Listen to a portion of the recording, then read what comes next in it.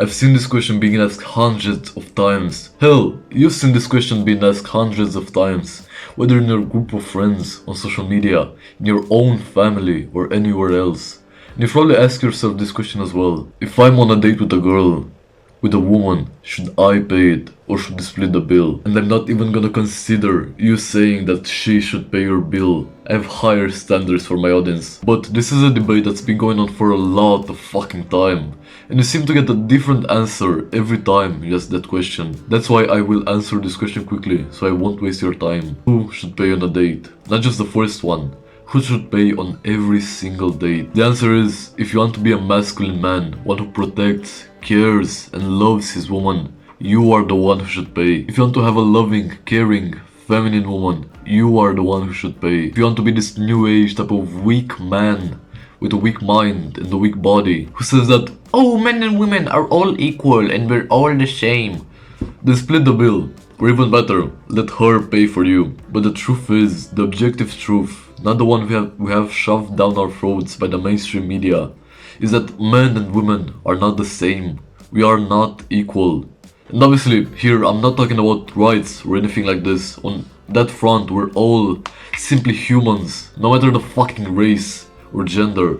In front of the law, we should all look the same, even though we currently don't, but that's a whole different subject. The fact is that we've never been the same. Biologically, the way we think and act is naturally different, and what social media is currently trying to do by saying that we're all equal and the same is creating this toxic ass space for both men and women that want to stay true to their natural way of being. It's become so bad that I've literally had one of my friends who is a girl argue with me because I held the door for her. Because I fucking held the door for her. Imagine that. She was arguing with me because I did something nice. Motherfucker, I didn't even do it because she was a girl. I hold that shitty ass door for everyone. And I obviously understand where this is coming from. For most of women's history, they've been ostracized because they've been thought to be inferior to men, and they've always been treated badly for it. Until, as you know, recently, when the tide took a whole different swing. Now, if you act differently towards a girl because she's a girl, even if it is something nice, like, I don't know, holding the door for her, giving her a flower on the 8th of March or any other shit, you're automatically considered sexist.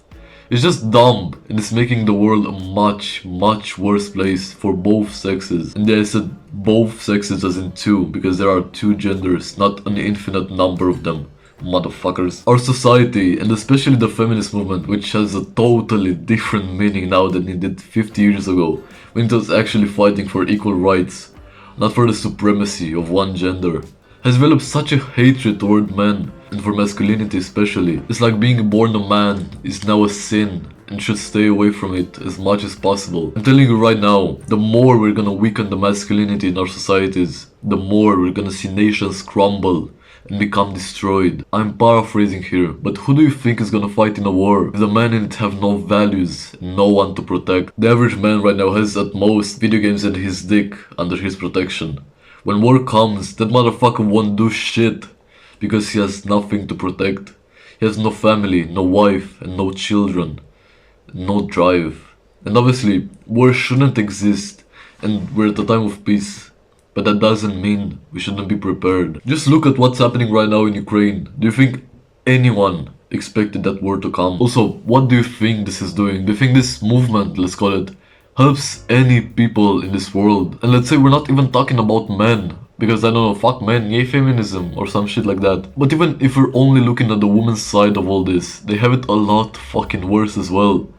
Everyone is fucking miserable, sad, and with a deep desire to jump off the nearest bridge or window. We've created this depolarized society when men are becoming more and more feminine and women more and more masculine, and they both meet in this grey ass zone. And I know you've seen this as well in your life, the fact that we're starting to become less and less attracted to each other, especially girls to boys, because they manage to maintain their feminine side a little better. And what do you think a girl wants?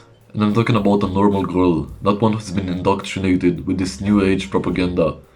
She wants a masculine man. She doesn't want the type of weak man our current society is pumping out. She doesn't want us. I've been trying for some months now to go more and more in the direction of becoming a masculine man, because that's how I feel I should be. That's who I want to become. I don't want to remain weak, and I know you don't either, but it seems so hard to escape this in today's age. But there is hope, bro. I was raised by a single mother. My father's been dead for 8 years, for half my life. I never had a role model, a masculine role model. I've been weak and helpless for most of my life. And even though my mom did wonders raising me, I was still swinging towards this kind of feminine boy, one who couldn't be loved, but who so deeply wanted and needed to be. And I know most of you have a similar background. Maybe your father isn't dead, but maybe he's gone.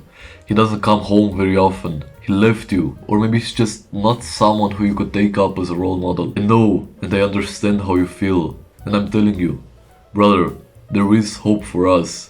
There is hope for you. Honestly, if I could go from being a pretty chubby, socially unintegrated, kind of ugly and shy boy, to now becoming someone who can easily make friends, who looks good in my opinion at least, who has enough confidence in himself to walk up to people and introduce himself, to girls as well, bro, I never thought that would be possible.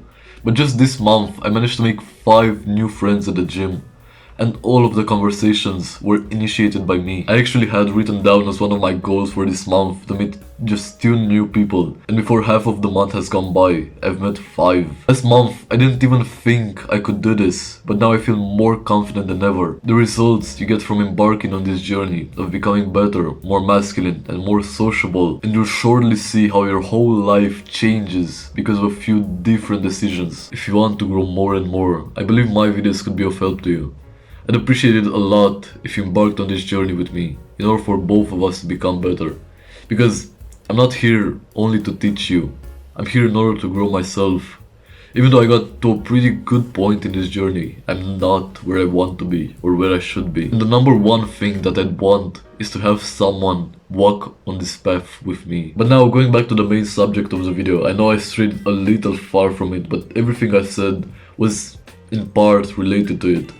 So, why should the man always pay on the date? Because the man is the one that should offer protection and stability in the family. And this includes financial stability as well. How could a woman trust you to raise her children and to protect her if you're not even able to pay for the dinner you just had? This has nothing to do with being dominant or controlling, although the former might be of help sometimes. It's about showing that you care for the woman you supposedly like or even love. And you don't need to have all the money in the world for her to feel stable around you. You may right now live with your parents and be poor as fuck, just like I am. If that's the case, then pay as often as you are able to. But at this age, if what's more important than your financial situation is if you are doing something to make it better or not. If she sees you have no fucking goals in life and work towards nothing, you can have all the money in the world from your parents, but you will look weak and unattractive. In the end, it's all a question of who you want to be and who do you want to attract. A feminine woman maybe won't make it a requirement for the man to pay, but if he does, her attraction will skyrocket. It's all a matter of etiquette. I know I went out one day with a friend of mine who's a girl, and I told my mom that I had bought myself some juice from the supermarket, and she looked at me kind of disappointed, something like this. And the first thing she said was, "And you didn't buy anything for her?" And the answer is no, I didn't, but that's because of some other circumstances that have nothing to do with me. It doesn't matter anyways.